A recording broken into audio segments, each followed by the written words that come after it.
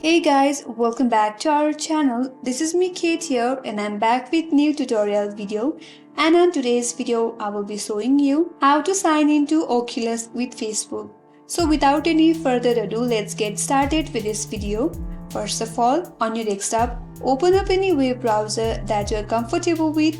Here I'm going with Google Chrome, and on the search URL type in oculus.com, then press enter on your keyboard. It will take you to this interface.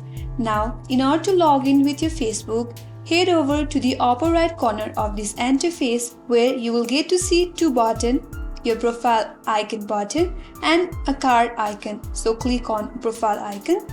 A dialog box will pop up that says login with your Meta account. From there, click on sign up or log into Meta account. And on the next page, you will get bunch of menus such as continue with Facebook, continue with Instagram, continue with email. Now, in order to log in with Facebook, click on the first option that says continue with Facebook. And on the next page, you will be asked to enter your Facebook login credential. If you have already logged into Facebook on this desktop or device, you will be directly logged in. If not, enter your login credential. First of all, enter your email or phone number associated with your Facebook account.